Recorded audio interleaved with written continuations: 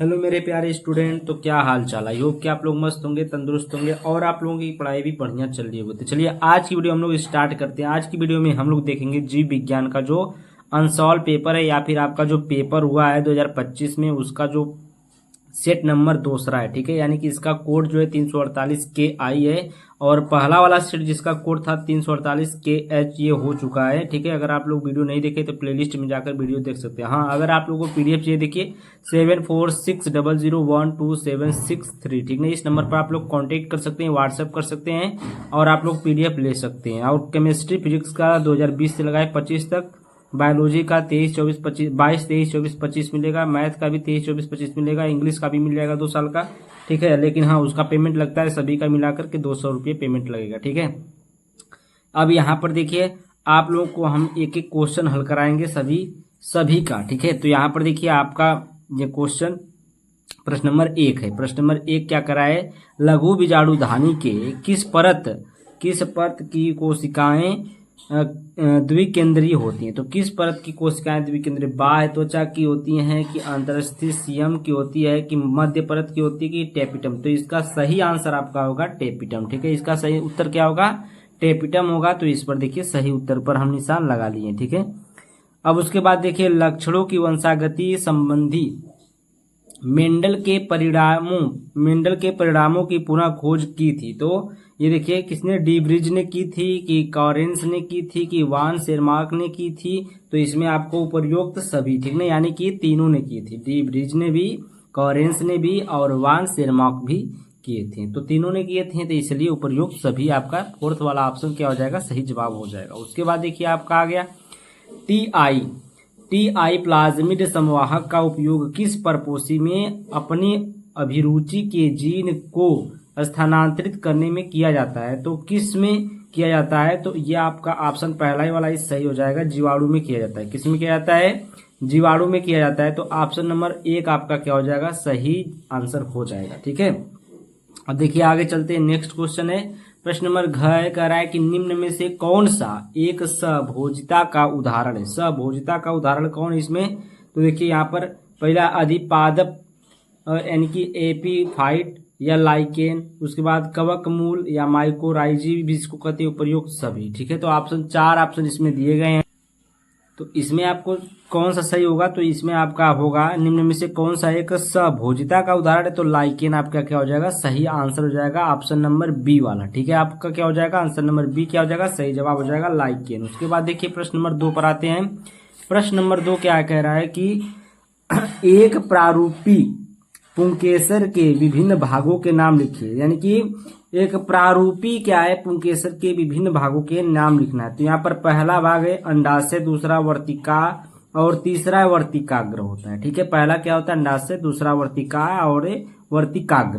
तो ये 3 भाग का नाम लिखना था, मतलब लिख दिए हम लोग। ठीक है, यानी 3 भाग नहीं, मतलब भागों का नाम लिखना था, 3 भाग होते, 3 भागों का नाम लिखा गया। ठीक है, अब देखिए आपका आता है प्रश्न नंबर 2 का ख वाला। तो प्रश्न नंबर 2 का ख देखिए क्या है, कह रहा है कि लीडिंग कोशिकाओं द्वारा संश्लेषित एवं स्रावित हार्मोन का नाम लिखिए। ठीक है, लीडिंग कोशिकाओं द्वारा संश्लेषित एवं स्रावित हार्मोनों का क्या करना है, नाम लिखिए।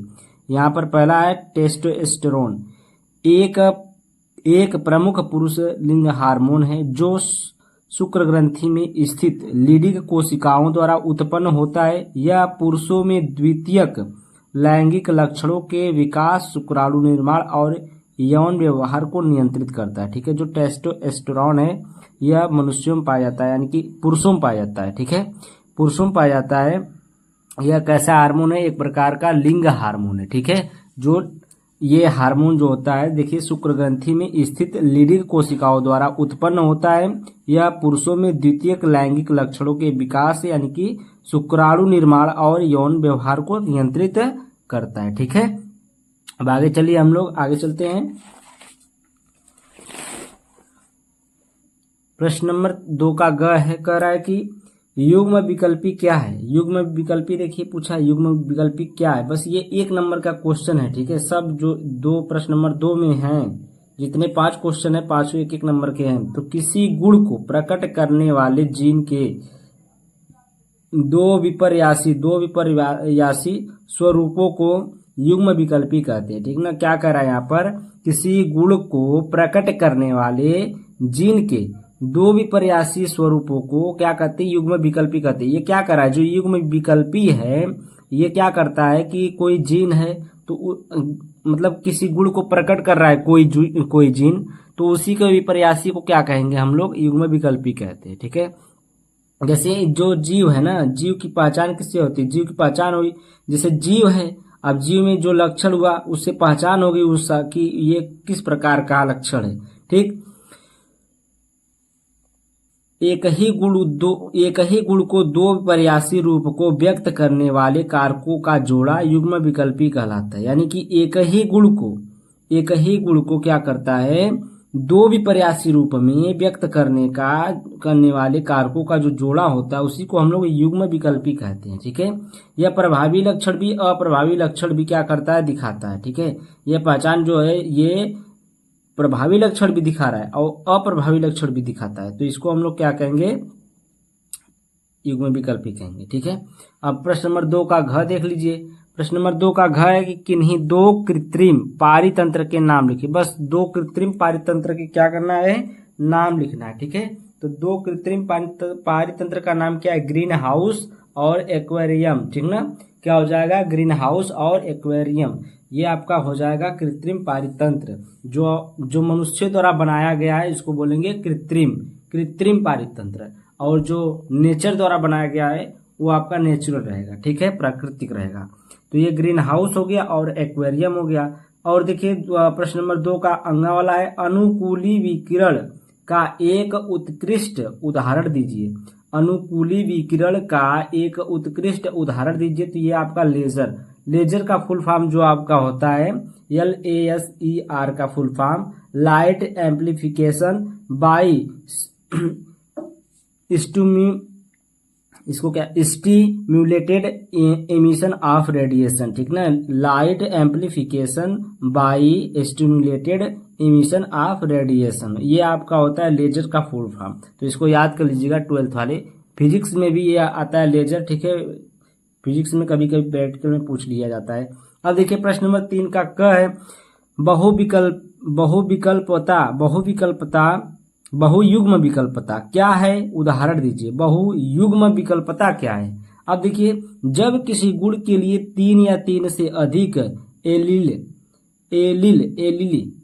लिखा गया, एलील होता है। ठीक है, एलील एक साथ उपस्थित हो तो उसे बहुयुग्म विकल्पता कहते हैं। ठीक है, क्या कह रहा है कि जब किसी गुण के लिए 3 या 3 से अधिक एलील क्या हो, एक साथ उपस्थित हो तो उसे हम लोग बहुयुग्म विकल्पिता कहते हैं। जैसे उदाहरण के रूप में मनुष्य के रक्त समूह की व्यवस्था जो है A, B और O से होती है। ठीक है, जैसे मान लीजिए मनुष्य का A पॉजिटिव हो गया, A निगेटिव हो गया, या AB पॉजिटिव हो गया, AB निगेटिव हो गया, या O पॉजिटिव हो गया या O निगेटिव हो गया। ठीक है, तो या B पॉजिटिव हो गया या B निगेटिव हो गया।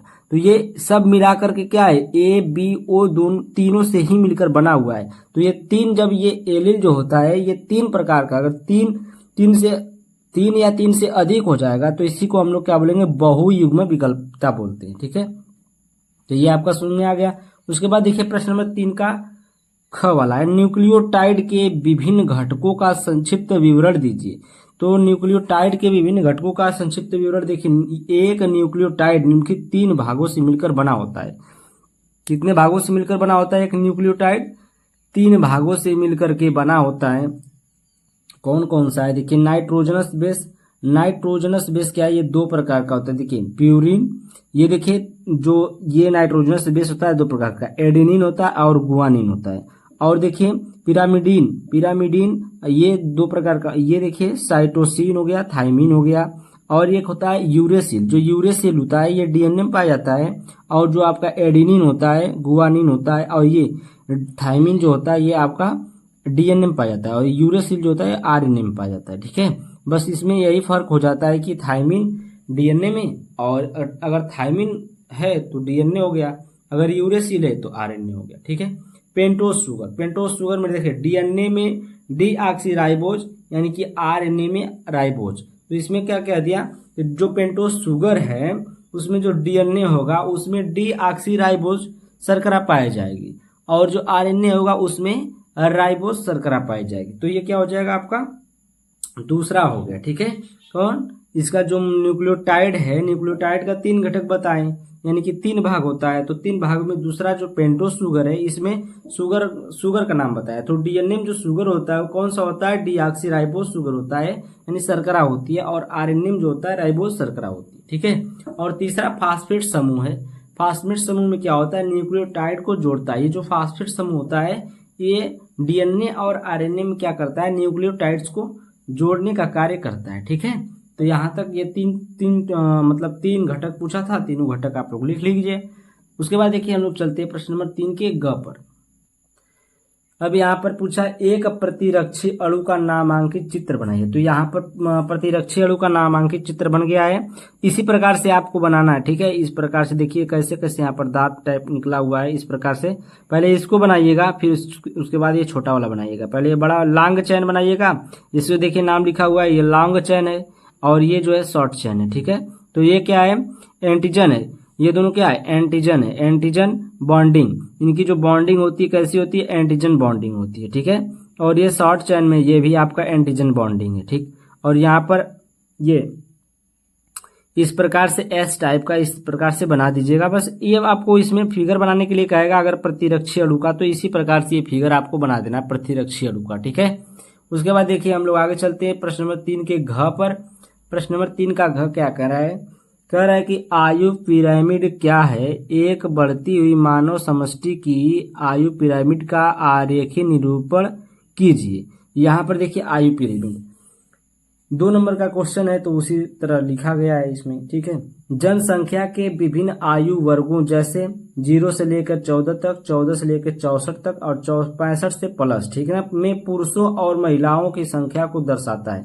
यानी कि यहाँ पर समझिए 0 साल से मतलब 1 साल से लगाए 14 वर्ष तक, और 14 से यानी कि 15 वर्ष से लगाए 64 वर्ष तक, और 64 के बाद 65 वर्ष से जो भी वह उम्र बची है उसकी बात की रही, मतलब उसकी बात किया जा रहा है। ठीक है, में पुरुषों और महिलाओं की संख्या को क्या करता है, ये दर्शाता है। ठीक है, बढ़ती हुई जनसंख्या का आयु पिरामिड त्रिकोणीय होता है जिसमें निचला आधार चौड़ा होता है, युवा वर्ग अधिक। ठीक है, जो होता है आपका ये इस प्रकार से त्रिभुजाकार होता है। इस प्रकार से जैसे मान लीजिए हम त्रिभुज, यहाँ पर आप लोग त्रिभुज तो देखे होंगे, त्रिभुज ऐसे बनाएंगे, ऐसे त्रिभुज बनाइए, ये त्रिभुज है। ठीक है, ये त्रिभुज हो गया। अब ऐसे ऐसे ये 3 भाग में बटा हुआ है, 3 भाग में बटा हुआ है। मतलब ये आपका क्या है, 0 से 14 वर्ष है, एक 15 से 64 वर्ष है, और एक 65 से बाकी जो उम्र बची है उसका है। ठीक है, तो यहाँ पर कह रहा है बढ़ती हुई जनसंख्या का आयु पिरामिड त्रिकोणीय होता है, त्रिकोणीय होता है जिसमें निचला आधार चौड़ा होता है। तो ये निचला आधार है, ये चौड़ा होगा, उसके बाद ये निचला होगा, ये अंत वाला है। ठीक है, यहाँ पर देख लीजिए चौड़ा वाला जो है निचला आधार है, ये बीच वाला आधार है, ये अंत वाला आधार है। तो ये क्या का है, त्रिकोणीय होता है इसका जो पिरामिड होता है, आयु पिरामिड। उसके बाद देखिए गॉस के स्पर्धी अपवर्जन नियम पर टिप्पणी लिखिए। क्या कर रहा है, गॉस के स्पर्धी अपवर्जन नियम पर क्या करना है, टिप्पणी लिखना है। तो यहाँ पर देखिए गॉस के अनुसार 2 जातियां जो एक ही पारिस्थितिक स्थान में एक जैसे संसाधनों के लिए स्पर्धा करती हैं वे लंबे समय तक एक साथ अस्तित्व में नहीं रह सकती हैं। ठीक है, जिसका प्रतिस्पर्धात्मक लाभ होता है वह दूसरी जाति को बाहर कर देती है या वह विलुप्त हो जाती है। मतलब इसके कहने का मतलब ये है कि जो गॉस के अनुसार ये गॉस का नियम जो दिया गया स्पर्धी अपवर्जन का नियम, इसमें 2 जातियां होती हैं और दोनों जाति को एक साथ रखा जाता है एक ही स्थान पर, जिसमें क्या होता है कि उसमें संसाधनों के लिए स्पर्धा करती है। दोनों क्या करती है, अपने संसाधन के लिए क्या करती है, स्पर्धा करती है। वे लंबे समय तक एक साथ अस्तित्व में नहीं रह सकते, मतलब वे लंबे समय तक एक साथ नहीं रह सकते क्योंकि किसी को किसी की जरूरत है तो किसी को किसी चीज की जरूरत है। ठीक है, तो यहाँ पर दोनों को अलग अलग चीज की आवश्यकता होती है। इस प्रकार से जिसका प्रतिस्पर्धात्मक लाभ होता है वह दूसरी जाति को बाहर कर देती है, यानी कि जिसको ज्यादा लाभ होता है वो दूसरी जाति को क्या करती है, बाहर कर देती है या वह विलुप्त हो जाती है, या वह विलुप्त हो जाती है। जैसे यहाँ पर देखिए उदाहरण में दिया गया है कि दो परभक्षी जो एक ही शिकार पर निर्भर हो, एक को हटना होगा। यानी कि जैसे अगर शेर और हिरन है तो शेर जो है हिरन पर क्या है, आधारित है, और हिरन जो है वो तो मान लीजिए उस पर आधारित नहीं है, उसको चारा चाहिए। तो जैसे शेर होता है ना, वो क्या कर देगा, हिरन को मार देगा, या तो हिरन को खा जाए या हिरन क्या हो जाए, कहीं भाग जाए। ठीक है, तो हिरन को विलुप्त होना पड़ जाएगा। तो इसी प्रकार से यहाँ पर कहा गया है, वही है आपका गॉस का जो स्पर्धीय अपवर्जन नियम है। ठीक है, तो ये आपका नियम है, इसको ध्यान से मतलब पढ़ लीजिएगा। आगे चलते हम लोग। अब देखिए प्रश्न नंबर 4 आ गया। प्रश्न नंबर 4 जो है, कृत्रिम संकरण की विधि एवं महत्व का संक्षेप में वर्णन कीजिए। कृत्रिम संकरण की विधि, देखिए कृत्रिम संकरण वह प्रक्रिया है जिसमें नर से लिए गए शुक्राणु को कृत्रिम रूप से मादा के प्रजनन तंत्र में स्थापित किया जाता है। ठीक है, इसमें क्या किया जाता है, यह एक विधि है। इसमें क्या किया जाता है कि जो स्पर्म होते हैं, स्पर्म को क्या किया जाता है, लिया जाता है, और वह मादा के प्रजनन तंत्र में क्या किया जाता है, स्थापित किया जाता है। ठीक ना, उसमें डाल दिया जाता है। फिर विधि देखिए, ये विधि है, पहला उच्च गुणवत्ता वाले नर से शुक्राणु एकत्रित किए जाते हैं। जो आपके स्पर्म होंगे वो अच्छे और उच्च गुणवत्ता वाले जो नर होंगे उनसे वो क्या किया जाएगा, एकत्रित किया जाएगा। दूसरी पॉइंट है, इन्हें विशेष तकनीकों से सुरक्षित रखा जाता है। इन्हें क्या किया जाता है, विशेष तकनीकों से क्या किया जाता है, सुरक्षित रखा जाता है। यानी कि फ्रीजर में रखा जाता है या फिर ऐसा टेम्परेचर में रखा जाएगा कि जो खराब ना हो। ठीक है, तीसरा पॉइंट, जब मादा गर्भधारण के लिए उपयुक्त होती है तब स्पर्म को उसमें प्रविष्ट कराया जाता है। ठीक ना, तब क्या किया जाता है, स्पर्म को उसमें प्रविष्ट कराया जाता है। ठीक है, यानी कि डाला जाता है। यहाँ पर देखिए महत्व, बेहतर नस्ल का विकास, बीमारियों की रोकथाम, समय और संसाधन की बचत, दूर दराज के क्षेत्रों में नस्ल सुधार संभव। यानी कि इसमें क्या होता है, बेहतर नस्ल का विकास होता है, उसके बाद बीमारियों की रोकथाम भी होती है। ठीक है, कोई बीमारी है अगर तो किसी पुरुष को कोई बीमारी, तो दूसरे पुरुष का स्पर्म लेकर उसकी औरत में लगाया जाता है, तो क्या होता है, उसको वो बीमारी नहीं होती उस बच्चे को। ठीक है, समय और संसाधन की बचत, इसमें क्या होता है, समय और संसाधन की बचत भी होती है। ठीक, और दूर दराज के क्षेत्रों में नस्ल सुधार संभव, यानी कि दूर दराज के क्षेत्र में मतलब दूर दूर तक क्या हो जाता है, नस्ल सुधार हो जाता है। ठीक है,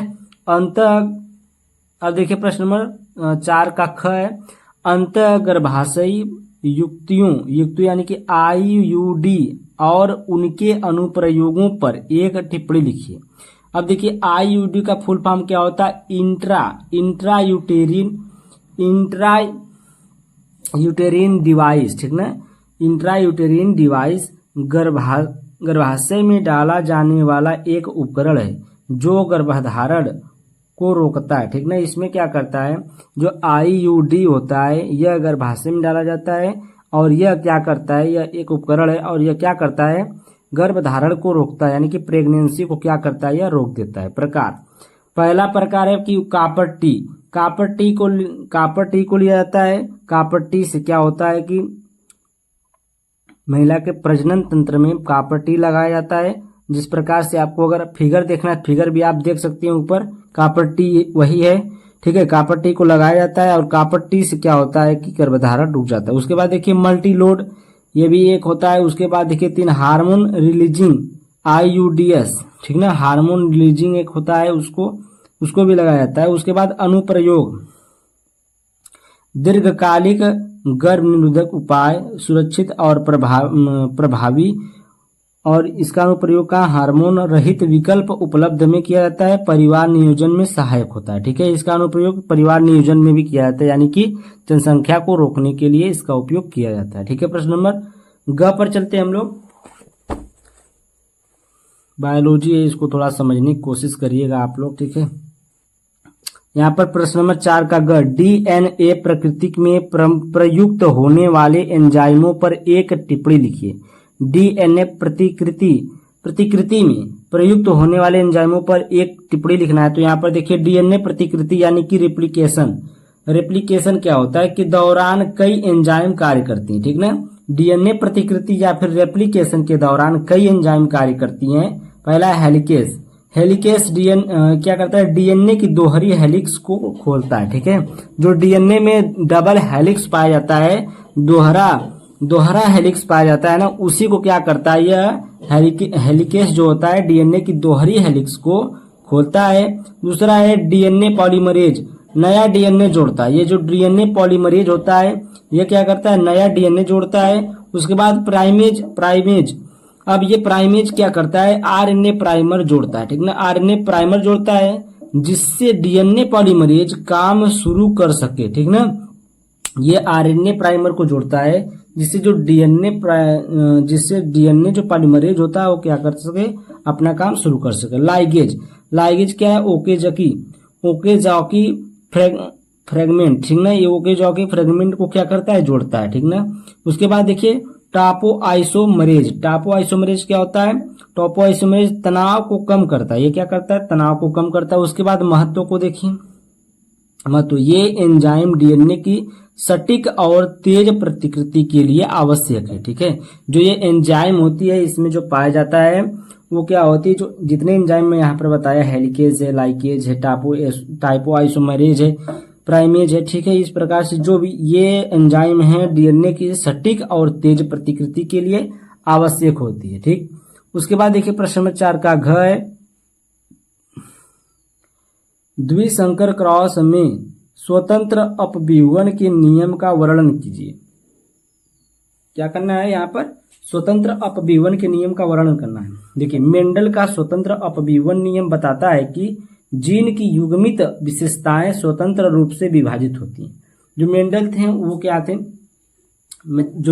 उन्होंने बताया कि स्वतंत्र अपव्यूहन नियम में बताया कि जीन की जो युग्मित विशेषताएं होती हैं वो स्वतंत्र रूप से क्या होती हैं, विभाजित होती हैं, यानी कि कई भागों में टूटती है, यानी कि विभाजित होती हैं। द्विसंकर क्रॉस, जब दो भिन्न विशेषताओं जैसे कि बीज का रंग और आकार, यानी कि जो आप बीज बोते हैं उसमें जो बीज का रंग है और जो आकार है, ठीक है, आकार वाले पौधों का संकरण किया जाता है तो उनकी जीव स्वतंत्र रूप से संतानों में विभाजित होते हैं। ये क्या करते हैं, जब इस प्रकार के जब दो भिन्न विशेषताओं वाले पौधों का संकरण किया जाता है तो उनके जो जीव होते हैं वो स्वतंत्र रूप से संतानों में विभाजित हो जाते हैं, यानी कि वो कई रूप से क्या हो जाते हैं, संतानों में विभाजित हो जाते हैं। ठीक है, उदाहरण देखिए, उदाहरण के लिए हम यहाँ पर लिए RRYY,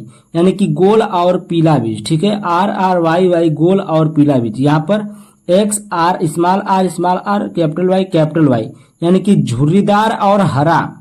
ये देखिए F1 पीढ़ी में होता है और जब दोनों को मिलाया जाता है तो ये F1 पीढ़ी में कैपिटल R स्मॉल r और कैपिटल Y स्मॉल y सभी गोल हो जाते हैं और पीले हो जाते हैं। ठीक ना, ये इसमें क्या गोल और पीला था, झुर्रीदार और हरा था, तो यहाँ पर कैपिटल R आ गया, स्मॉल r आ गया, कैपिटल Y स्मॉल y, तो इसमें क्या हो गया, सभी गोल हो गए और पीले हो गए।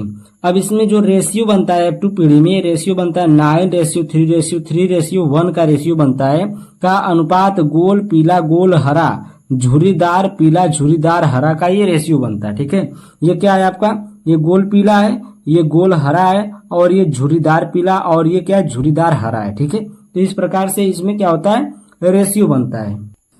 प्राथमिक एवं द्वितीयक लसिकाभ अंगों पर संक्षिप्त टिप्पणी लिखिए। तो प्राथमिक लसिकाभ अंग क्या होते हैं, यहाँ पर प्राथमिक लसिकाभ अंग है, ये वे अंग होते हैं जहां पर लसिका कोशिकाओं, यानी कि इसको हम लोग बोलते हैं लिम्फोसाइट्स, क्या बोलते हैं, लिम्फोसाइट्स बोलते हैं। इनका क्या होता है, निर्माण और परिपक्वता होती है। वहां पर क्या होती है, इनका निर्माण होता है, वहां पर ये बनते हैं और यहाँ पर ये परिपक्वता मतलब ये पकते हैं एकदम, मतलब बढ़िया तरीके से, पूरे तरीके से ये परिपक्व हो जाते हैं। ठीक है, मुख्य प्राथमिक लसिकाभ अंग है। ठीक है, ये क्या है, मुख्य प्राथमिक लसिकाभ अंग है। कौन कौन, अस्थि मज्जा हो गया, अस्थि मज्जा का मतलब आप लोग समझिए, यहाँ बी लिम्फोसाइट्स का निर्माण और परिपक्वता होती है। अस्थि मज्जा है, जो अस्थि मज्जा किसे कहते हैं, जैसे हड्डी आपकी है ना, हड्डी जब टूटती है तो उसमें एक चिपचिपा पदार्थ होता है, उसी को हम लोग क्या बोलते हैं, अस्थि मज्जा बोलते हैं। ठीक है, तो हड्डी के अंदर, हड्डी के बीच में पाया जाता है ये अस्थि मज्जा।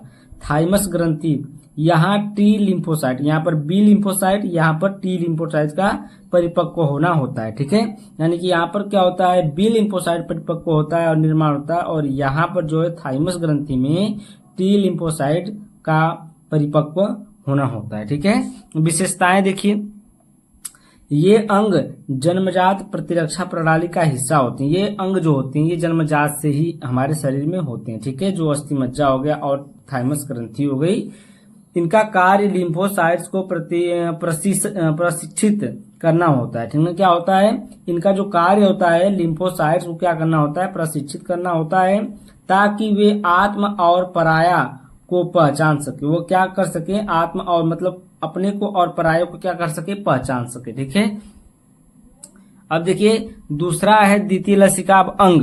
तो द्वितीय लसिकाभ अंग क्या है, कह रहे ये वे अंग होते हैं जहां पर परिपक्व लिम्फोसाइट से एंटीजन से संपर्क करते हैं और प्रतिरक्षा प्रतिक्रिया उत्पन्न करते हैं। यानी कि ये वे जो होते हैं कि ये पूरे तरीके से परिपक्व हो गए होते हैं लिम्फोसाइट, और ये क्या करते हैं,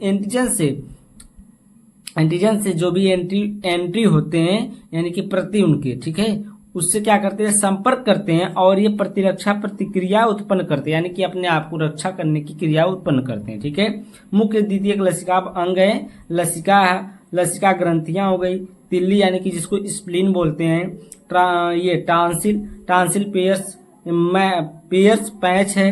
ठीक है, अपेंडिक्स है आदि। ठीक है, और विशेषताएं इसमें देखिए, विशेषता क्या है, यह एंटीजन की पहचान और प्रतिरक्षा प्रतिक्रिया की शुरुआत के लिए उत्तरदायी होते हैं। इनमें लिम्फोसाइट्स, मैक्रोफेज और अन्य प्रतिरक्षा कोशिकाएं भी होती हैं। ठीक है, अब ये देखिए आपका ये प्रश्न नंबर 5 का क हो गया। ठीक है, प्रश्न नंबर 5 का ख देखिए है, कह रहा है कि उपयुक्त चित्र की सहायता से एक विशेष बायोगैस संयंत्र की संरचना का वर्णन करना है। तो ये देखिए 2024 में आया था, सेट नंबर 4 में है और प्रश्न नंबर 8 है। तो हम यहाँ पर निकाल कर रख लिए हैं और इसको हल करना है, मतलब आपको बताना है। तो देखिए यहाँ पर प्रश्न नंबर 8 में आया बायोगैस संयंत्र का सचित्र वर्णन। तो यहाँ पर देखिए बायोगैस संयंत्र है, इसमें एक टैंक यानी कि 10 से 15 फीट गहरा होता है, जिसमें अपशिष्ट एवं गोबर की कर्दम यानी कि गोबर की कर्दम,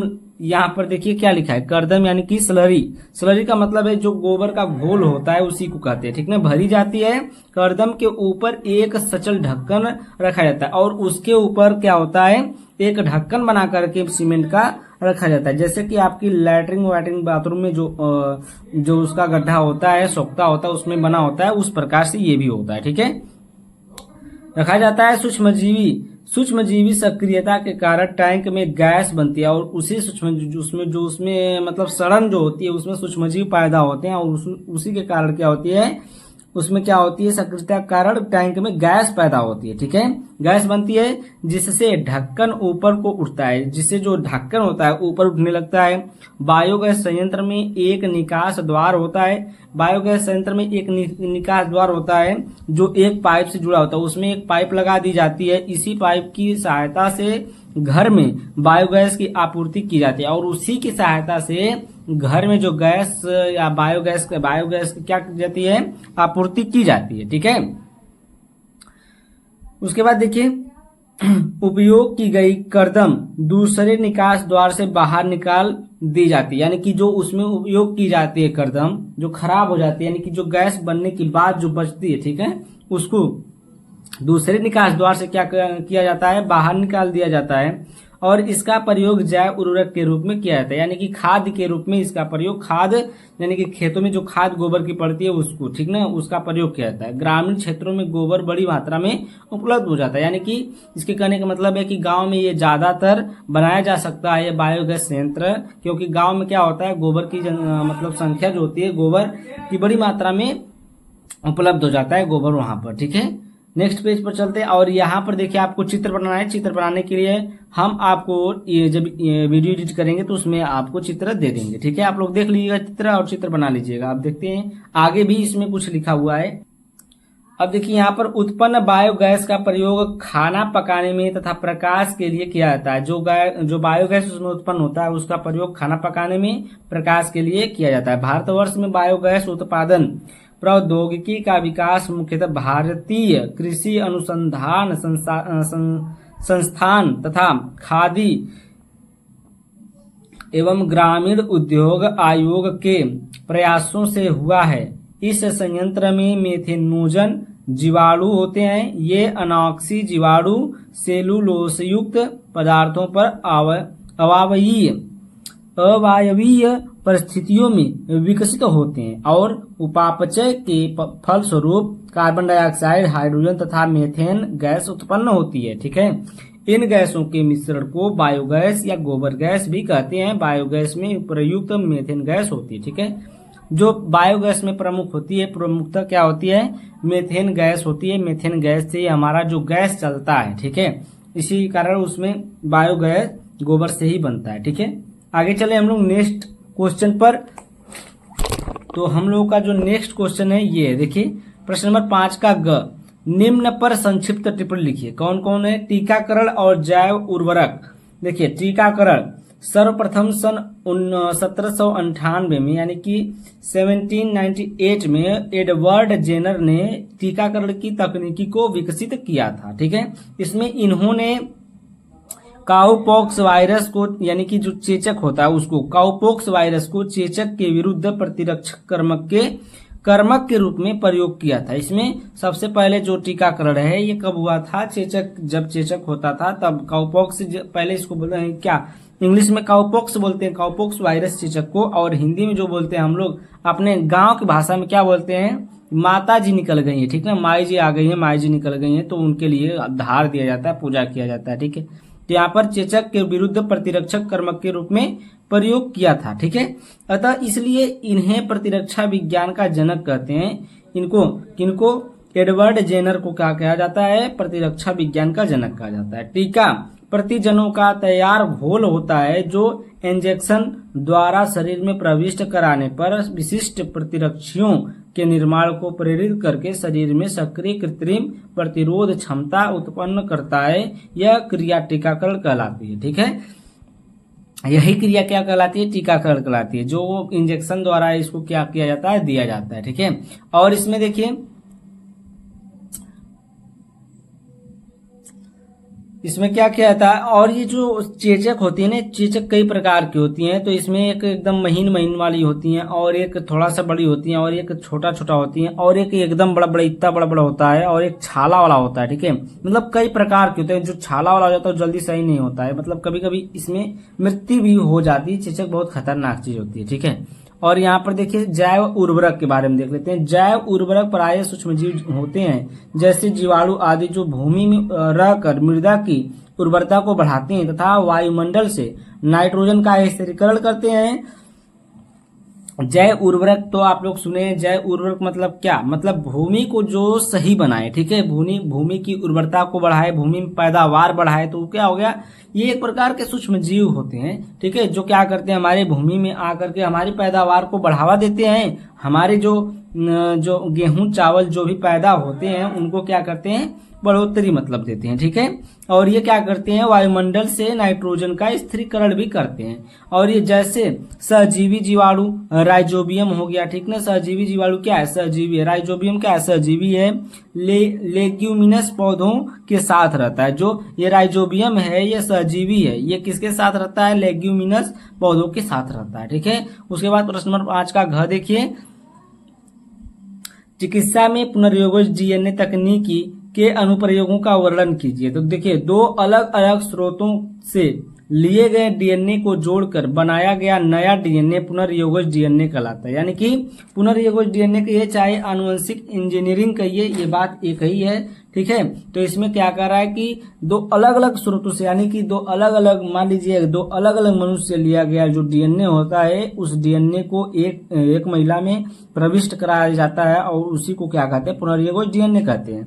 और इस विधि को पुनर्योगज डीएनए तकनीकी कहते हैं। इनके जुड़ने की प्रक्रिया को पुनर्योजन कहा जाता है। ठीक है, शैवाल का डीएनए प्लस धान का डीएनए, दोनों देखिए, यहाँ पर शैवाल का डीएनए लिया गया प्लस में यहाँ पर क्या और धान का डीएनए लिएगा। जब दोनों का डीएनए लिएगा तो इसको हम जब मिल गया दोनों तो ये उसको बोलेंगे पुनर्योगज डीएनए, ठीक ना। उद्देश्य आनुवंशिक पदार्थ का कृत्रिम संश्लेषण, दो अलग अलग जीनों के डीएनए खंडों को जोड़कर नया डीएनए बनाना। देखिए ध्यान से, यहाँ पर दिख नहीं रहा था आप लोगों को, नया अलग अलग जीनों के डीएनए खंडों को जोड़कर नया डीएनए बनाना, डीएनए की मरम्मत या कह सकते हैं डीएनए में कुछ न्यूक्लियोटाइड को हटाकर जोड़कर या विस्थापित करके इच्छित संरचना वाले, यहाँ पर देखिए इच्छित संरचना वाले, यहाँ पर देखिए इच्छा के अनुसार यहाँ पर संरचना दी जाती है उसकी, ठीक ना। तो इच्छित संरचना वाले नए डीएनए अणुओं का संश्लेषण करके जीवधारियों में इच्छित गुणों का समावेश करना जेनेटिक इंजीनियरिंग का ध्येय है, ठीक है। यानी कि इसको जेनेटिक इंजीनियरिंग भी कहा जाता है और आनुवंशिक इंजीनियरिंग भी कहा जाता है, और क्या कहा जाता है, इसको पुनर्योगज डीएनए भी कहा जाता है, ठीक ना, तकनीकी। अब देखिए उपयोगिता, इसको देख लेते हैं। इसकी उपयोगिता क्या है? इस विधि द्वारा आनुवंशिक वैज्ञानिक जीन की संरचना में सुधार करके अथवा विकृत जीन को सामान्य जीन द्वारा विस्थापित करके आनुवंशिक रोगों से मानव जाति को मुक्ति दिला सकेंगे अथवा मानव द्वारा उपयोग में आने वाले पादपों और जंतुओं की नस्लों का सुधार कर सकेंगे। यानी कि कह रहा है कि जो जीन होते हैं, जो खराब, मतलब जो खराब डीएनए होता है, यानी कि जिसमें गुण खराब होते हैं, उस खराब गुण को निकाल करके उसका सही गुण उपयोग में आएगा। दो ऐसे डीएनए लिए जाएंगे, दो ऐसे जीवों का डीएनए लिए जाएंगे जिसमें जो खराब गुण होगा, खराब को निकाल कर सही वाला जोड़ दिया जाएगा। तो जो अगला डीएनए, जो पुनर्योगज डीएनए बनेगा, वो क्या हो जाएगा, उसकी नस्ल एकदम मस्त नस्ल की, मतलब जंतु होंगे या फिर पादप होंगे, ठीक है। ये अब जंतुओं में ही नहीं, मनुष्यों में भी हो रहा है, ठीक है। प्रश्न नंबर 6 देखिए। प्रश्न नंबर 6 का क्या है? उपयुक्त उदाहरण के साथ सहज प्रतिरक्षा एवं उपार्जित प्रतिरक्षा में विभेद कीजिए। सहज प्रतिरक्षा और उपार्जित प्रतिरक्षा को देखिए, यहाँ पर विभेद यानी कि अंतर बताना है। तो पहला है सहज प्रतिरक्षा। सहज प्रतिरक्षा जन्म से उपस्थित होती है। जो सहज प्रतिरक्षा होती है वो क्या होती है? जन्म से उपस्थित होती है। और जो उपार्जित प्रतिरक्षा जन्म के बाद प्राप्त होती है, ठीक ना। उपार्जित जो प्रतिरक्षा होती है वो क्या होती है? जन्म के बाद प्राप्त होती है। दूसरी पॉइंट, सहज प्रतिरक्षा आनुवंशिक होती है और वंशागत होती है। उपार्जित प्रतिरक्षा आनुवंशिक नहीं होती है, यह वंशागत नहीं होती, मतलब इसके विरुद्ध ये रहेगा ही रहेगा, ठीक है। सहज प्रतिरक्षा जो होती है वो आनुवंशिक होती है, यानी कि हमें अपने माता पिता से मिलती है, ठीक है। और जो उपार्जित प्रतिरक्षा होती है ये आनुवंशिक नहीं होती है। तीसरी पॉइंट है, यह सहज प्रतिरक्षा अविशिष्ट होती है। उपार्जित प्रतिरक्षा विशिष्ट प्रकार की होती है, क्योंकि प्रत्येक रोगाणु के प्रति अलग प्रकार की कोशिकाएं बनती है। यानी कि इसमें क्या होती है, जो उपार्जित प्रतिरक्षा होती है यह विशिष्ट प्रकार की हो सकती है, यानी कि कई प्रकार की होती है। और इसमें क्या होता है, जो रोगाणु होते हैं इसमें अलग प्रकार की कोशिकाएं बनाती हैं, ठीक है।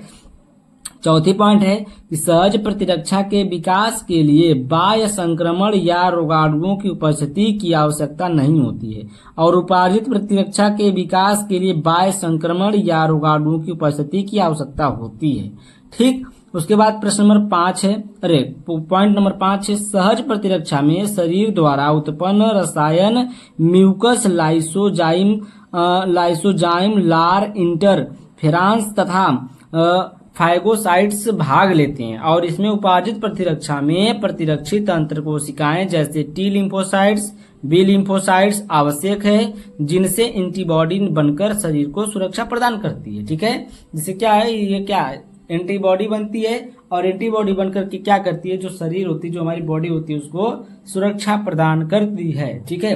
तो यहाँ पर आपको सहज प्रतिरक्षा और उपार्जित प्रतिरक्षा में विभेद या अंतर बता दिए। आप लोग इसको ध्यान से देख लीजिएगा, ध्यान से पढ़ लीजिएगा, ठीक है। आगे चले नेक्स्ट क्वेश्चन पर। नेक्स्ट क्वेश्चन आपका है कि क्लोनिंग संवाहक क्या है। क्लोनिंग संवाहक क्या है? क्लोनिंग संवाहक की विशेषताओं पर संक्षिप्त टिप्पणी लिखिए। क्लोनिंग संवाहक वांछित जीन को ले जाने के लिए वाहन के रूप में काम करते हैं। जो क्लोनिंग संवाहक है यह वांछित यानी कि जीन को ले जाने के लिए वाहन के रूप में क्या करती है, यह एक कह सकते हैं टेम्पू या रिक्शा के रूप में काम करती है, वाहन के रूप में कार्य करती है, यानी कि ले जाने का कार्य कर रही है। क्लोनिंग प्रक्रिया के दौरान यह वांछित जीन को पोषी कोशिका में ले जाता है। प्लाज्मिड जीवाणु भोजी, ये देखिए प्लाज्मिड है और जीवाणु भोजी और कास्मिड वायरस किसी उच्च जीव की कोशिका वगैरह क्लोनिंग के लिए संवाहक के रूप में इस्तेमाल किए जाते हैं। जो क्लोनिंग के लिए कौन से, प्लाज्मिड है, जीवाणु भोजी है, कास्मिड वायरस है, ये जो जीव है, ये कोशिका, ये सब जितने भी हैं ये क्लोनिंग संवाहक के रूप में कार्य करते हैं। ठीक है, इस्तेमाल किए जाते हैं। इनका विशेषताएं देख लीजिए, विशेषता भी इसमें पूछिए तो विशेषता भी देख लीजिए। संवाहक एक डीएनए अणु होते हैं। ये क्या होता है, संवाहक एक प्रकार का डीएनए अणु होता है। इसमें क्लोन करने के लिए डीएनए खंड को जोड़ा जाता है। इसमें क्या जोड़ा जाता है, डीएनए खंड को जोड़ा जाता है। संवाहक में प्रतिकृत का मूल होना चाहिए ताकि वह बेजबान कोशिका के अंदर स्वयं प्रतिकृत बना सके। इसमें चौथी पॉइंट है, इसमें एंटीबायोटिक प्रतिरोध जीन के साथ चयन योग्य मार्कर होना चाहिए। यानी कि इसमें क्या होना चाहिए, एंटीबायोटिक प्रतिरोध जीन का साथ चयन होना चाहिए। ठीक है। पांचवी पॉइंट, इसका आकार छोटा होना चाहिए ताकि इसे बेजबान कोशिका के अंदर आसानी से एकीकृत किया जा सके। और छठी पॉइंट, इसमें एकाधिक क्लोनिंग स्थल होने चाहिए। ठीक ना, इसमें क्या होना चाहिए, एकाधिक यानी कि एक से अधिक क्या होने चाहिए, इसमें स्थल होने चाहिए, क्लोनिंग स्थल होने चाहिए। ठीक। सातवीं पॉइंट, इसे यूकेरियोटिक और प्रोकैरियोटिक प्रणालियों के अंतर्गत काम करना चाहिए। इसे कैसे कार्य करना चाहिए, यूकैरियोटिक और प्रोकैरियोटिक प्रणालियों के अंतर्गत काम करना चाहिए। प्रश्न नंबर 6 का ग देखिए, पारजीनी जंतु क्या है। देखिए प्रश्न नंबर 6 का ग क्वेश्चन है, कह रहा है कि पारजीनी जंतु क्या है, पारजीनी जंतुओं से होने वाले लाभों का संक्षेप में वर्णन कीजिए। पारजीनी जंतु वे सूक्ष्मजीव, ये एक प्रकार क्या है, सूक्ष्मजीव। वे सूक्ष्मजीव जैसे बैक्टीरिया कवक होते हैं, जैसे बैक्टीरिया और कवक होते हैं उसी प्रकार से ये एक प्रकार का सूक्ष्मजीव है जिनका प्रयोग जैव प्रजनन की क्रियाओं में किया जाता है, विशेष रूप से कृषि उद्योग और जैव प्रौद्योगिकी में। ठीक है, ये क्या है, एक प्रकार का सूक्ष्मजीव है जिसका उपयोग हम लोग कब करते हैं, जैव प्रजनन यानी कि किसी की प्रजनन क्षमता को बढ़ाने के लिए किया जाता है। जैसे कृषि के रूप में किया जा सकता है, उद्योग के रूप में किया जा सकता है। ठीक है, तो ये आपका जैव प्रजनन के रूप में इसका उपयोग किया जाता है। पारजीनी जंतुओं से होने वाले लाभ, पारजीनी जंतुओं से होने वाले लाभ देख लेते हैं हम लोग। देखिए पहला है जैविक उर्वरकों में उपयोग। पारजीनी जीव मिट्टी की उर्वरता बढ़ाने में सहायक होते हैं, जैसे कि राइजोबियम जीव को वायुमंडलीय नाइट्रोजन को स्थिर करता है। ठीक ना, तो जैविक उर्वरकों में इसका उपयोग किया जाता है। और जो परजीवी जीव होते हैं ये क्या करते हैं, हमारे जो मिट्टी होती है, जो भूमि होती है, उसमें जो उर्वरता होती है और जो पैदा करने की क्षमता होती है उसको क्या करती है, बढ़ावा देने की कार्य करते हैं। ठीक है, कौन, पारजीनी जीव। ठीक है, उसके बाद दूसरा पॉइंट है कीट नियंत्रण में सहायक। कीट नियंत्रण में सहायक, कुछ पारजीनी जीव जैविक कीटनाशकों के रूप में काम करते हैं। जो ऐसे पारजीनी जीव होते हैं जो कि कीटनाशकों को मार सके, तो उसमें भी इनका कार्य मतलब हम लोग ले लेते हैं, जो फसलों को हानिकारक कीड़ों से क्या करते हैं, बचाते हैं। ठीक ना, उसी को कीटनाशकों को मार देते हैं तो कीड़ों से बचाते हैं। भाई तीसरा है पर्यावरण संरक्षण। ये रासायनिक उर्वरकों और कीटनाशकों की जगह लेते हैं जिससे प्रदूषण कम होता है। ठीक ना, जो पर्यावरण के रूप में इसका उपयोग भी किया जाता है। ये रासायनिक उर्वरकों और कीटनाशकों की जगह लेते हैं जिससे हम लोग प्रदूषण कम होता है, जिससे प्रदूषण क्या होता है, बहुत कम होता है। ठीक ना, खाद्य प्रसंस्करण में उपयोग। कई परजीवी जीव जैसे लैक्टोबैसिलस है जो दही बनाने का कार्य करता है, दूध से चीज यानी कि पनीर में अचार आदि बनाने में सहायक होते हैं। जो लैक्टोबैसिलस है दूध से दही बनाने में, चीज पनीर बनाने में और अचार भी बनाने में इसका उपयोग किया जाता है। ठीक है, पांचवा पॉइंट औद्योगिक उपयोग। इनका उपयोग एंजाइम, शराब मतलब दवाइयां। ठीक ना, यहाँ पर क्या लिखा है, ये दवाइयां। ठीक है, दवाइयां और विटामिन आदि की उत्पादन में होता है। ठीक ना, उसके बाद प्रश्न नंबर आपका आ जाता है 6। प्रश्न नंबर 6 में देखिए क्या है, निम्न पर संक्षिप्त टिप्पणी लिखना है। पहला, डीएनए पैलिंड्रोम और दूसरा है वहन क्षमता। देखिए डीएनए पैलिंड्रोम क्या है। डीएनए पैलिंड्रोम एक ऐसा अनुक्रम है जो डीएनए के दोनों रज्जुक पर यानी कि जो 5 डाट से 3 डाट दिशा में पढ़ने पर समान होता है, ठीक ना। यानी कि जब हम लोग डीएनए जब देखते हैं तो एक होता है 5 डाट और एक होता है 3 डाट होता है, ठीक है, उसी की बात कर रहे हैं। में पढ़ने पर समान होता है। दूसरे शब्दों में यदि एक रज्जुक पर एक विशिष्ट अनुक्रम है तो उसके पूरक रज्जुक पर यानी कि दूसरी तरफ के रज्जुक पर भी उसी दिशा में पढ़ने पर वही अनुक्रम पाया जाएगा। यानी कि इधर अभी एग्जाम्पल हम देंगे दिशा में पढ़ने पर। उदाहरण के देखिए, उदाहरण के लिए यदि एक रज्जुक पर GAATTC है तो दूसरे रज्जुक पर आपका CTT यानी कि इसी का उल्टा हो जाएगा, CTTAAG हो जाएगा। देखिए CTTAAG हो गया होगा, जो 5 डाट से 3 डाट दिशा में पढ़ने पर GAATTC के समान है। पैलिंड्रोम जीन के अभिव्यक्ति प्रतिकृत और मरम्मत में शामिल होते हैं। यानी कि इसमें देखिए कह रहा है कि अभी यहाँ से देखिए कहा है कि जो ये होता है ना, जो डीएनए के दोनों रज्जुक पर 5 डाट से 3 डाट दिशा में पढ़ने पर समान होता है। यानी कि देखिए जब इसको ये देखिए एक है, ये मान लीजिए 5 डाट है, GAATTC है, ये 5 डाट है, और इसी को जब हम लोग उल्टा कर दें तो CTTAAG हो गया, ठीक है। तो ये 5 डाट से 3 डाट दिशा में पढ़ने पर GAATTC होगा के समान पैलिंड्रोम जीन के अभिव्यक्ति प्रतिकृत और मरम्मत में शामिल होते हैं। उसके बाद देखिए वहन क्षमता क्या है। वहन क्षमता देखिए, वहन क्षमता किसी पर्यावरण में किसी प्रजाति की अधिकतम जनसंख्या आकार है जिसे वह बिना किसी नकारात्मक प्रभाव के बनाए रख सकती है, ठीक है। ये क्या करती है वहन क्षमता, ये पर्यावरण में किसी प्रजाति की अधिकतम जनसंख्या आकार है जिसे वह बिना किसी नकारात्मक प्रभाव यानी कि किसी पर यानी कि जो पर्यावरण पर जो संख्या है, जो जनसंख्या है पर्यावरण में, उस पर बिना किसी नकारात्मक प्रभाव के बनाए रख सकती है। यह पर्यावरण की उपलब्ध संसाधनों जैसे भोजन, पानी, आश्रय और अन्य कारकों द्वारा निर्धारित होती है, ठीक ना। जो यह कैसे निर्धारित होती है कि संसाधनों जैसे भोजन हो गया, पानी हो गया, आश्रय हो गया और अन्य कारकों द्वारा निर्धारित है। कौन? वहन क्षमता, ठीक है। अगर आप लोग को देखिए पीडीएफ चाहिए तो 7460012763 इस नंबर पर कांटेक्ट करके व्हाट्सएप करके आप लोग पीडीएफ ले सकते हैं। फिजिक्स केमिस्ट्री देखिए 2020 से लगाए 2025 तक का सोल्यूशन मिल जाएगा, 5 से 6 साल तक। बायोलॉजी का 2022, 23, 24, 25 तक मिलेगा, 4 साल का। मैथ का 23, 24, 25 3 साल का। इंग्लिश का 24, 25 यानी कि 2 साल का मिलेगा, ठीक है। इसका पेमेंट आपको लगता है 200 रुपये। कितना लगता है? 200 रुपये इसका पेमेंट लगता है, ठीक है। बहुत ज्यादा पेमेंट नहीं है, 200 रुपये। देखिए आपको अगर कोई मतलब कोचिंग पढ़ाता है तो जो पढ़ाता है वो आपको 3 या 400 500 महीना लेते होंगे, ठीक है। लेकिन वो भी आपको अंत में क्या अनसॉल्व पेपर सोल्यूशन करके नहीं दे पाएंगे, ठीक है। अगर वो भी हल कराती तो एक ही 2-3 सेट करा कर रह जाएंगे। और मैं तो यहाँ पर आपको 2020 से लेकर 2025 तक का सोल्यूशन दे रहा हूँ सिर्फ 200 रुपये में, ठीक है। बहुत ज्यादा नहीं पैसा लग रहा है। अगर आप लोग को पढ़ना है ना तो 200 रुपये खर्च करिए और बढ़िया से लेकर के पढ़ लीजिए, ठीक।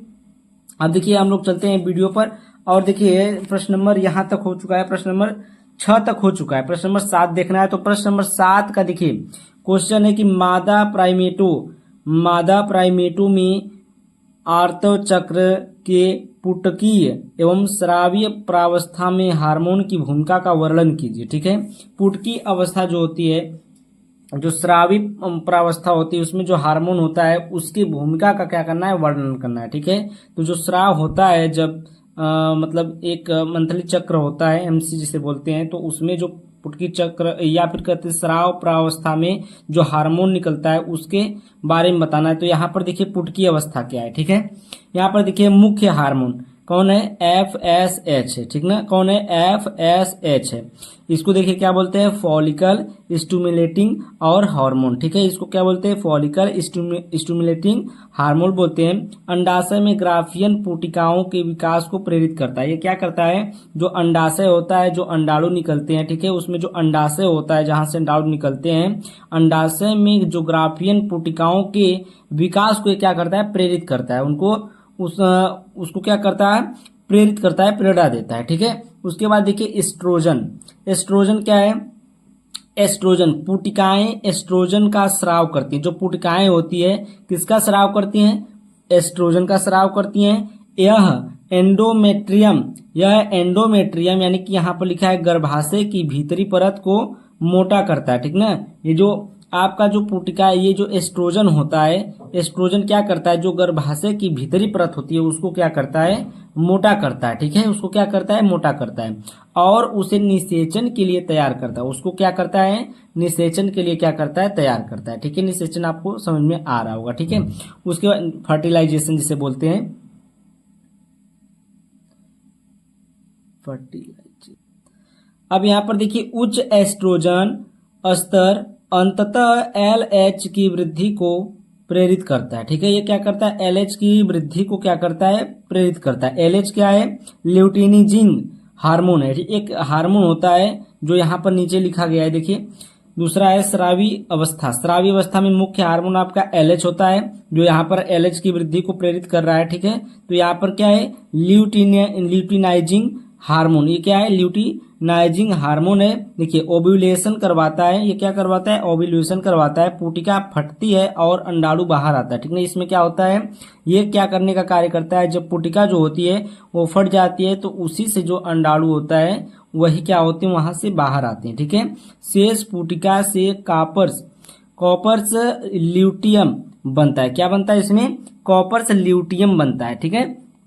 उसके बाद प्रोजेस्टेरोन में देखिए क्या होता है, कार्पस ल्यूटियम प्रोजेस्टेरोन स्राव करता है, ठीक ना। जो क्या करता है, कार्पस जो होता है, जो प्रोजेस्टेरोन होता है, क्या करता है, कार्पस ल्यूटियम प्रोजेस्टेरोन का स्राव करता है। यह एंडोमेट्रियम को और अधिक पोषण युक्त एवं ग्रंथि युक्त बनाता है, ताकि यदि निषेचन हो तो भ्रूण को समुचित वातावरण मिले, ठीक है। जो उसमें भ्रूण बनता है, जो निषेचन के बाद जो भ्रूण बनते हैं जिसमें जीव पैदा होता है, ठीक है, उसको क्या करें, भ्रूण को समुचित वातावरण मिले, इसके लिए ये है, ठीक है। यदि निषेचन नहीं हो तो नहीं होता, कार्पस ल्यूटियम नष्ट हो जाता है, ठीक ना। जब निषेचन नहीं होता है तो क्या होता है, जो कार्पस ल्यूटियम आपका बना होता है वो क्या होता है, नष्ट हो जाता है। हार्मोन का स्तर गिरता है और मासिक स्राव होता है, ठीक ना। यानी कि मंथली का जो स्राव होता है, जो MC आता है, ठीक है, लड़कियों में जो पीरियड्स आता है उसकी बात की जा रही है यहाँ पर, तो और मासिक स्राव होता है, ठीक है। आगे देखिए नेक्स्ट पेज पर। अब आपका आ गया प्रश्न नंबर 7 का अथवा। जो प्रश्न नंबर 7 था वो हो चुका। प्रश्न नंबर 7 का अथवा देखिए, निम्नलिखित पर संक्षिप्त टिप्पणी लिखिए। पहला है पुष्पी पादपों में परागण के प्रकार, स्तन ग्रंथि, ठीक ना।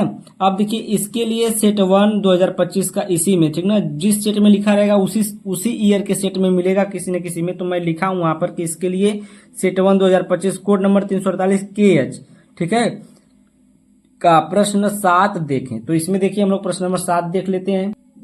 तो ये देखिए प्रश्न नंबर 7 सेट नंबर 1 का। तो यहाँ पर देखिए परागण किसे कहते हैं, परागण कितने प्रकार के होते हैं, उदाहरण सहित वर्णन कीजिए। तो यहाँ पर है परागण, पराग कोश से पराग कणों का वर्तिकाग्र तक पहुंचने की घटना को हम लोग क्या कहते हैं, परागण कहते हैं। यानी कि जो परागकोश होता है उससे, परागकोश से पराग कणों का वर्तिकाग्र तक पहुंचने की घटना को हम लोग क्या कहते हैं, परागण कहते हैं, ठीक ना। परागण 2 प्रकार के होते हैं, स्वपरागण और परपरागण। तो स्वपरागण देखिए क्या है, जब एक पुष्प में पराग कोशों से पराग कण निकलकर उसी पुष्प के वर्तिकाग्र पर चला जाए तो इस घटना को ही हम लोग स्वपरागण कहते हैं। यानी कि स्वपरागण देखिए क्या है, जब एक ही पुष्प, उसी पुष्प से परागकोश जो परागण है वही निकल करके, परागकण निकल करके उसी पुष्प के वर्तिकाग्र पर चला जाता है तो उस घटना को हम लोग स्वपरागण कहते हैं। उदाहरण में जैसे ये किसमें होता है, मटर में होता है, गेहूं में होता है, चना में होता है, टमाटर में होता है आदि, ठीक ना। यानी कि मटर, गेहूं, टमाटर, चना में होता है ये, ठीक है, स्वपरागण होता है। और परपरागण देखिए, जब एक पुष्प में परागकोश से परागकण निकलकर किसी दूसरे पुष्प के वर्तिकाग्र पर चला जाए तो इस घटना को ही क्या कहते हैं, पर परागण कहते हैं। यानी कि इसमें क्या हो रहा है, इसमें जो पराग कोश से जो परागण निकल रहा है वो दूसरे किसी मतलब जिस पुष्प से निकल रहा है उस पुष्प पर नहीं जाएगा, दूसरे पुष्प के वर्तिकाग्र पर चला जाता है। ठीक है, तो दूसरे पुष्प के वर्तिकाग्र पर जाएगा तो उसको हम लोग क्या बोलेंगे, पर परागण कहते हैं। ठीक है, उदाहरण के लिए जैसे सूरजमुखी है, आम है, गुलाब है, मक्का है आदि। ठीक है, तो ये आपका प्रश्न नंबर था कि जो परागण के प्रकार थे वो समझाने थे। तो यहाँ पर सब समझ में आ गया होगा उदाहरण के साथ। तो हम लोग चलते हैं फिर उसी पर। अब देखिए यहाँ पर दूसरा पॉइंट पूछा है कि स्तन ग्रंथि। स्तन ग्रंथि क्या है? स्तन ग्रंथि में देखिए यह स्तनधारी प्राणियों की एक विशेष ग्रंथि होती है जो दूध का स्रवण करती है। ठीक है, यह क्या होती है, जो स्तनधारी प्राणी होते हैं जैसे मनुष्य हो गया, गाय, भैंस, बकरी, बिल्ली, ये सब हो गई ना, स्तनधारी होते हैं। ठीक है, तो यह स्तनधारी प्राणियों की एक विशेष ग्रंथि होती है जो दूध का क्या करती है, स्रवण करती है, यानी कि दूध निकालने का कार्य करती है। ठीक है, यह एक संशोधित स्वेद ग्रंथि है। यह क्या है, एक संशोधित स्वेद ग्रंथि है। ठीक है, महिलाओं में यह ग्रंथि शिशु के जन्म के बाद प्रोलैक्टिन हार्मोन के प्रभाव से सक्रिय होता है। किस हार्मोन के प्रभाव से? प्रोलैक्टिन हार्मोन के जो प्रभाव से क्या होता है, यह सक्रिय होता है। कौन? स्तन ग्रंथि। ठीक है, तो और दूध उत्पन्न करती है। क्या करती है? दूध उत्पन्न करती है। दूध के निष्कासन में ऑक्सीटोसिन, ठीक ना, कौन सा? ऑक्सीटोसिन हार्मोन मदद करता है। यानी कि जब दूध निकलता है तो उसमें कौन सा हार्मोन मदद करता है निकलने में? तो ऑक्सीटोसिन नामक हार्मोन जो होता है पाया जाता है, यह निकलने में मदद करता है। ठीक ना, तो किसी गाय भैंस का इतना ज्यादा दूध हो जाता है, इसमें ऑक्सीटोसिन की मात्रा इतने ज्यादा हो जाती है, ऑक्सीटोसिन की मात्रा, कि वो दूध जो होता है जब गाय नहीं लगती एक टाइम तो उसका दूध अपने आप बाहर आने लगता है। तो किसके कारण आता है? ऑक्सीटोसिन नामक हार्मोन के कारण आने लगता है। ठीक है, किसी में मनुष्यों में या फिर किसी गाय भैंसों में ये ऑक्सीटोसिन नामक हार्मोन बहुत कम मात्रा में पाया जाता है, जिसकी वजह से यह दूध बहुत कम मात्रा में निकलता है। ठीक है, कार्य नवजात शिशु को पोषण प्रदान करना, इसका कार्य है नवजात उनके जो बच्चे होते हैं, जो छोटे छोटे बच्चे पैदा हुए होते हैं, उनको क्या करता है? पोषण प्रदान करना होता है। दूध से क्या होता है? पोषण होता है उनका। मातृत्व संबंधों को प्रगाढ़ करता है, यानी कि जो मातृत्व का संबंध, जो माता और बेटे का संबंध होता है उसको क्या करता है? प्रगाढ़ करता है, यानी कि बहुत ही गहरा बनाता है। ठीक है, आगे चले हम लोग। नेक्स्ट क्वेश्चन देखिए, प्रश्न नंबर 8 है। तो प्रश्न नंबर 8 में देखिए क्या है, असीम केंद्रकी में अनुलेखन की क्रियाविधि का संक्षिप्त वर्णन कीजिए। अनुलेखन, देखिए अनुलेखन वह प्रक्रिया है जिसमें डीएनए की जानकारी को आरएनए में लिखा जाता है। ठीक ना, यानी कि इसमें डीएनए की जानकारी को किस में लिखा जाता है? आरएनए में लिखा जाता है। ठीक है, असीम केंद्रकीय जीवों में यह प्रक्रिया सरल होती है क्योंकि इनके कोशिकीय संरचना में नाभिक नहीं होता है। इनके जो केंद्रिक जो इसमें जो कोशिकीय संरचना होती है ना, इसमें क्या होता है? नाभिक, आपका जो नाभिक होता है ये नहीं होता है। ठीक है, इसमें मुख्य, यहाँ पर देखिए, इसमें मुख्य रूप से आरएनए पॉलीमरेज एंजाइम कार्य करता है। इसमें क्या कार्य करता है? इसमें डीएनए का एंजाइम नहीं कार्य करता है। इसमें कौन सा एंजाइम कार्य करता है? आरएनए का जो पॉलीमरेज एंजाइम होता है वो कार्य करता है। ठीक ना, अनुलेखन की क्रियाविधि के चरण, तो पहला चरण आपका इसमें है दक्ष, यानी कि दीक्षा। ठीक है, तो यहाँ पर इसमें क्रियाविधि का संक्षिप्त वर्णन भी करने के लिए कहा है, तो हम लोग इसका संक्षिप्त वर्णन करेंगे। तो यहाँ पर पहला चरण आपका है दीक्षा। ठीक है, दीक्षा क्या है? आरएनए पॉलीमरेज एंजाइम डीएनए के प्रोत्साहक स्थल को पहचानता है। जो आरएनए पॉलीमरेज एंजाइम होता है वो डीएनए का जो प्रोत्साहक स्थल होता है उसको क्या कहता है? उसको क्या करता है? पहचानता है। ठीक है, यानी कि पहचान करता है। ठीक है, प्रोत्साहक स्थल पर सिग्मा, ये देखिए सिग्मा इसे बनता है, सिग्मा कारक आरएनए पॉलीमरेज को निर्देशित करता है। जो प्रोत्साहक स्थल होता है उसमें जो सिग्मा कारक होता है वो आरएनए पॉलीमरेज को क्या करता है? निर्देशित करता है। ठीक है, यानी कि निर्देश देता है। डीएनए डबल हेलिक्स के एक भाग को खोलकर टेम्पलेट स्ट्रैंड को उजागर करता है। जो डीएनए होता है वो डबल हेलिक्स जो उसमें पाए जाते हैं उनके एक भाग को खोल देता है और उसको खोलने के बाद क्या करता है, जो टेम्पलेट स्ट्रैंड होता है उसको क्या करता है, उजागर कर देता है। ठीक है, उजागर कर देता है। उसके बाद देखिए नेक्स्ट पेज पर हम लोग चलते हैं। ये आपका है देखिए दूसरा चरण है प्रवर्धन।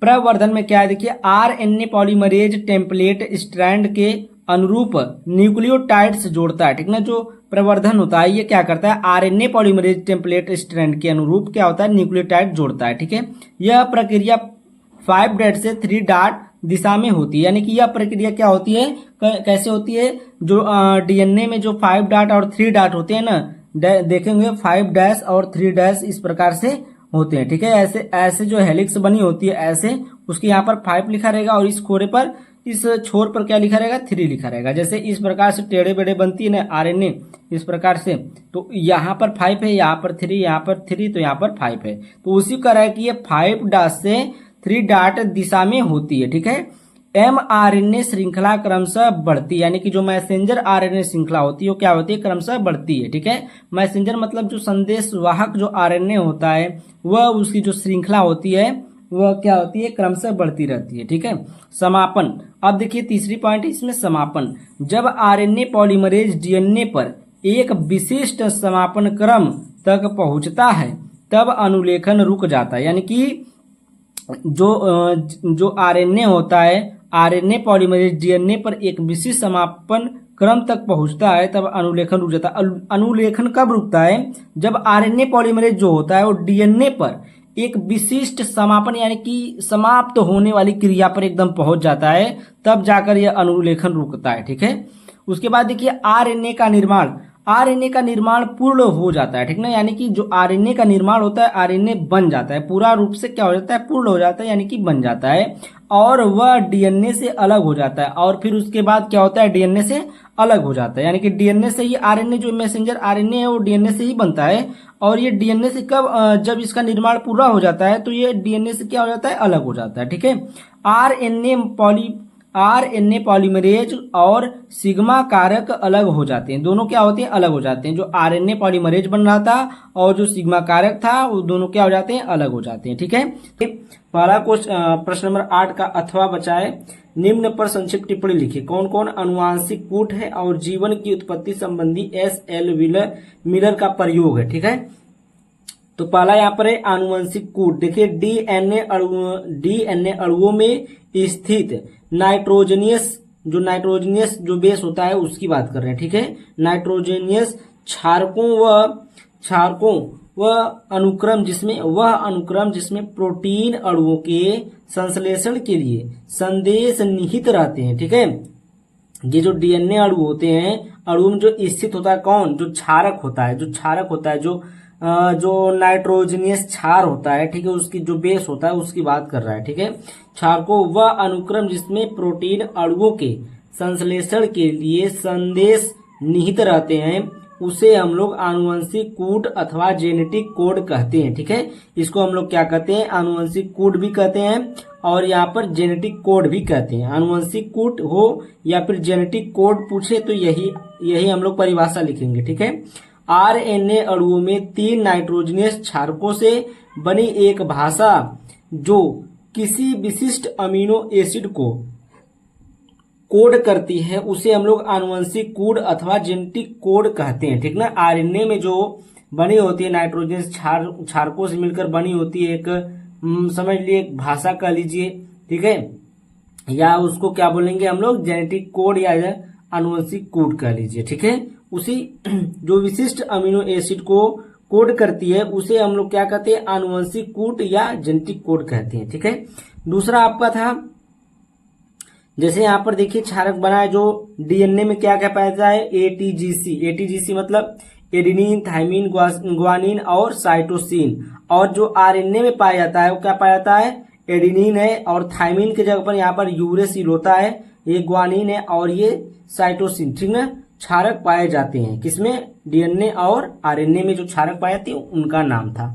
उसके बाद देखिए यहाँ पर आपका दूसरी पॉइंट है जीवन की उत्पत्ति संबंधित एस.एल. मिलर का प्रयोग।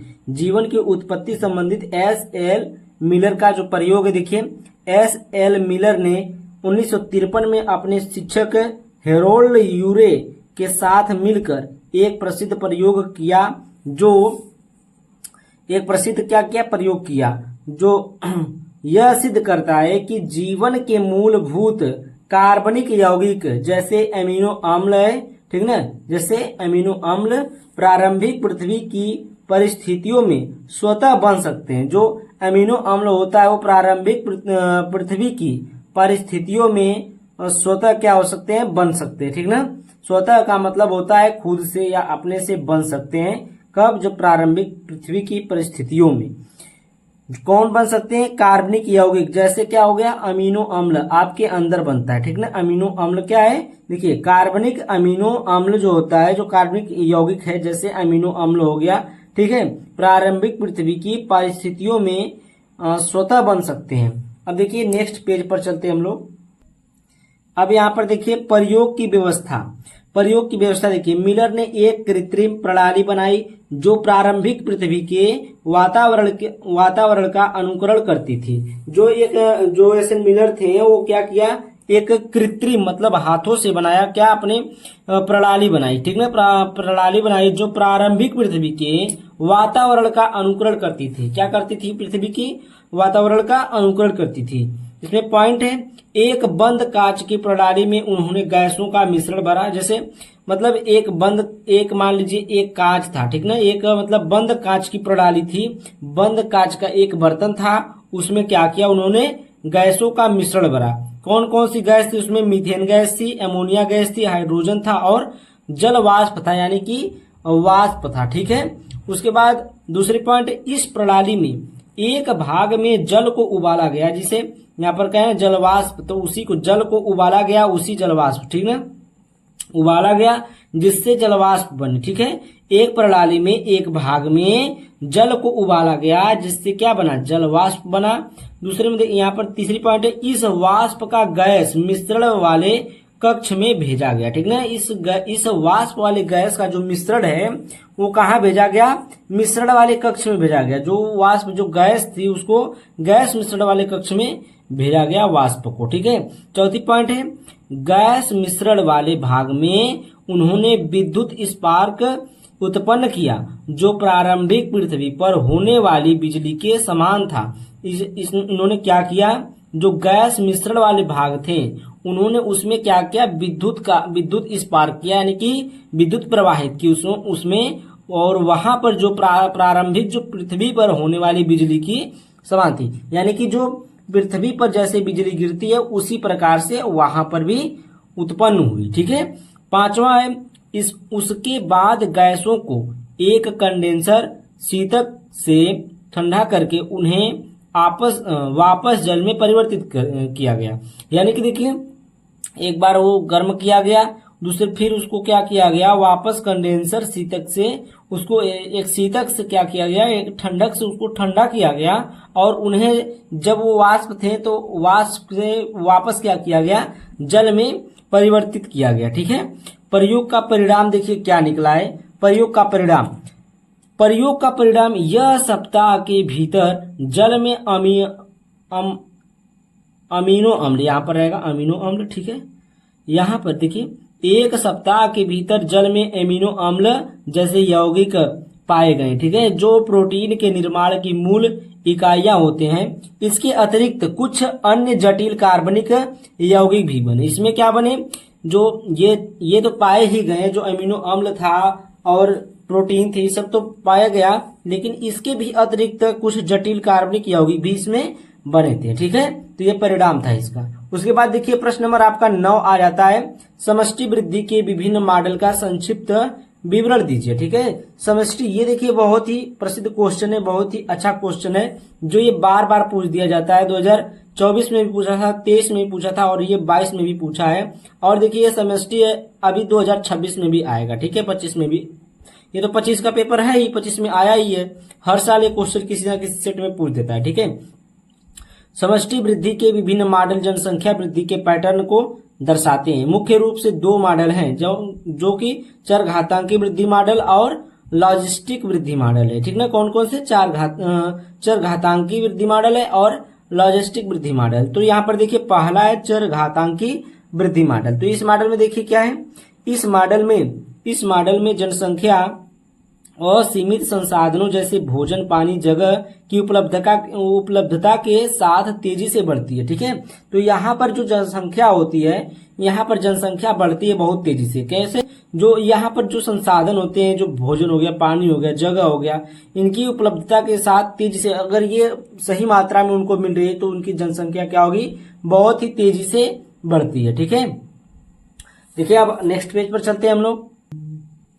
यह देखिए, यह मॉडल तब लागू होता है जब संसाधनों की कोई कमी नहीं होती और जनसंख्या पर कोई नियंत्रण नहीं होता है। यानी कि इनकी जनसंख्या पर कोई नियंत्रण न हो, और यह मॉडल तभी लागू होता है जब संसाधन में, इनके भोजन, पानी, रहन सहन में कोई कमी न हो और इनकी जनसंख्या पर कोई नियंत्रण न हो, तभी ये नियम लागू होता है। ठीक है, उदाहरण के लिए एक नए वातावरण में कुछ जीवों की शुरुआती वृद्धि चरघातांकी हो सकती है। जैसे कहीं अगर उदाहरण के लिए लिया जाए तो कहीं अगर नए जीव जंतु जा रहे हैं तो वहां पर उनको रहन सहन की कोई दिक्कत नहीं होती। जैसे पहले तो होती है लेकिन बाद में वो अपना संभाल लेते हैं। ठीक ना, जैसे हम ही लोग हैं, अगर कहीं जाते हैं तो रहने में दिक्कत होती है, खाने पीने में थोड़ा सा दिक्कत होगी, लेकिन कुछ दिन बाद बहुत सही चलने लगता है। तो उसी प्रकार से यहाँ पर भी उदाहरण के तौर पर दिया गया। ठीक है, लॉजिस्टिक वृद्धि, यह मॉडल वास्तविक दुनिया की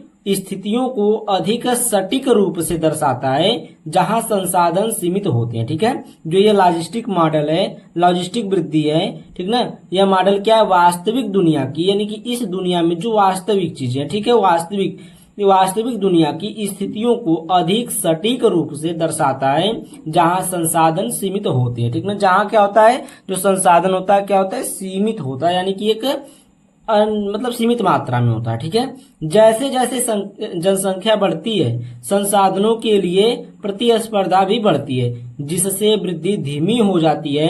अतः जनसंख्या एक वहन क्षमता तक पहुंच जाती है जो उस वातावरण में जीवित रहने वाले जीवों की अधिकतम संख्या है। ठीक है, जैसे जैसे इसमें क्या होती है? जनसंख्या बढ़ती है, जो संसाधन होते हैं, जो रहन सहन की चीजें होती है या फिर जो उनकी वृद्धि होती है, वो क्या हो जाती है? एकदम धीमी हो जाती है। ठीक है, अतः जनसंख्या एक वहन क्षमता है। ये क्या है? एक वहन क्षमता है, वहन क्षमता तक पहुंच जाती है जो उस वातावरण में जीवित रहने वाले जीवों की अधिकतम संख्या है। ठीक है, यानी कि उसमें जो रहने वाले जो जीवित जो जनसंख्या है, ठीक है, जीवों की संख्या पर ये क्या होती है? अधिकतम संख्या है। ठीक है, वातावरण में जीवित रहने वाले जीवों की अधिकतम संख्या है। ठीक है, जितनी अधिकतम संख्या हो सकती है वही है।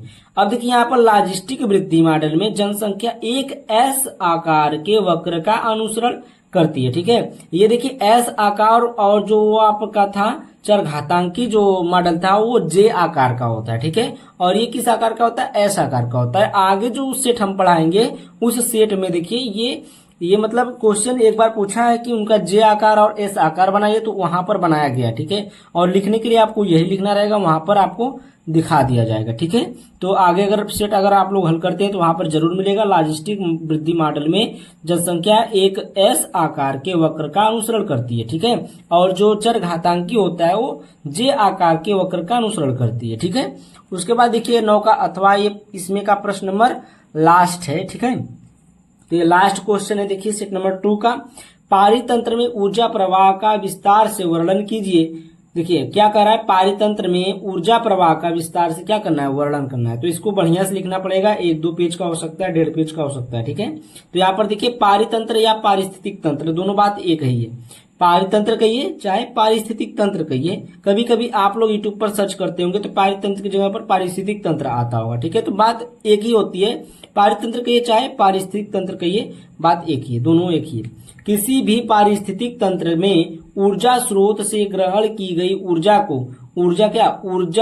स्रोत से ग्रहण की गई ऊर्जा को उत्पादकों से विभिन्न उपभोक्ताओं और अपघटकों की और भोजन के रूप में स्थानांतरित होने की क्रिया को ऊर्जा का प्रवाह कहते हैं। ठीक है, क्या कहते हैं इसको?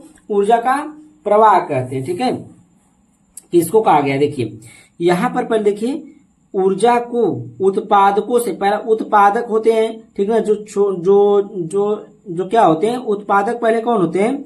जो ये शाकाहारी, मतलब उत्पादक कौन है? जिनको 100% का 10% एनर्जी मिल रही है वो है, ठीक है। और यहाँ एनर्जी का मतलब ऊर्जा जो मिल रही है, ऊपर से जो ऊर्जा आती है प्रकाश संश्लेषण, उसको हम कह रहे हैं, ठीक है।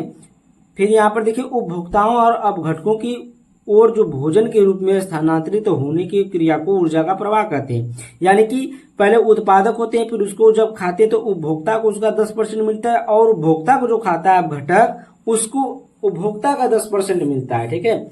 10% का 10%, और यहाँ पर देखिए 10% ये पाएगा तो ये इसका 10% का 10% यानी कि 1% ये पाएगा, और 1% का 10% ये पाएगा, यानी कि 0.01%, ठीक ना।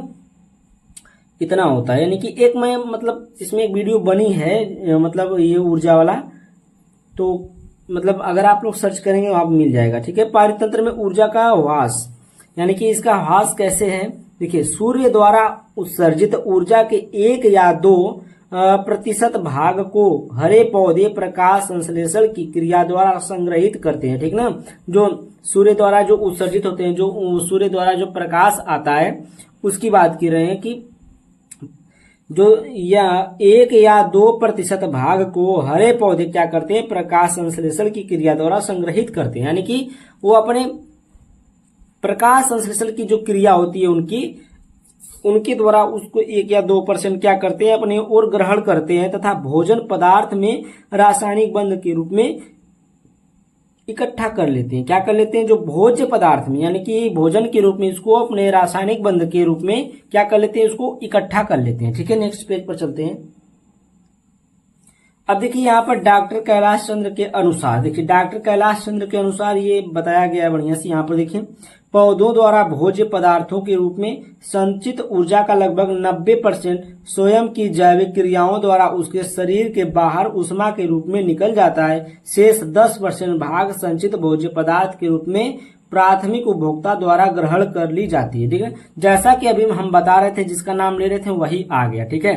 तो यहाँ पर आपको कहीं नहीं जाना है। जैसे मान लीजिए कोई उपभोक्ता है, वो अगर प्रकाश संश्लेषण द्वारा कोई क्रिया मतलब प्रकाश संश्लेषण द्वारा ऊर्जा को अपने ऊपर क्या कर रहा है, संग्रहित कर रहा है, तो उसका देखिए जो 90% भाग होगा वो तो मान लीजिए 10% अपने में क्या करेगा, 10% जो होगा वो संचित करेगा, ठीक ना, किसके भोज्य पदार्थ के रूप में, ठीक है। प्राथमिक उपभोक्ता द्वारा ग्रहण कर ली जाती है, ठीक ना।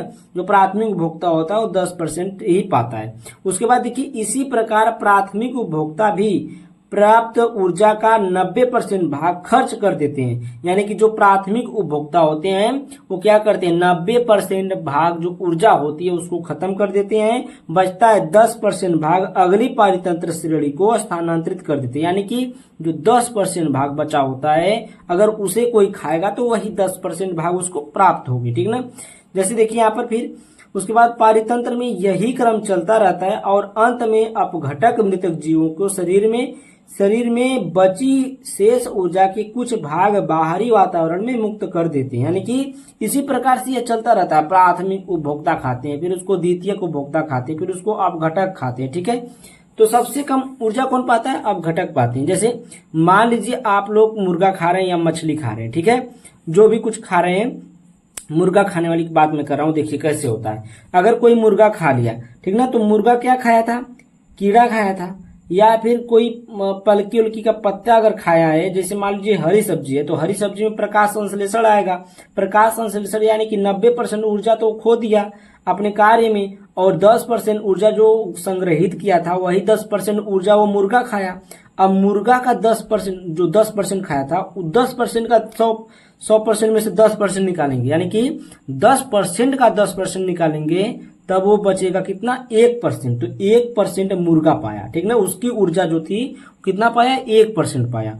उसके बाद जब आप लोग मुर्गा को खाएंगे, ठीक ना, तो उस 1% का 10% आप लोग पाएंगे, यानी कि 0.01%, ठीक है। कितना पाएंगे ऊर्जा, 0.01%। और हम लोग जो शाकाहारी हैं वो क्या करते हैं, पलकी खाते हैं डायरेक्ट, उनको डायरेक्ट 10% मिल जाता है, ठीक है।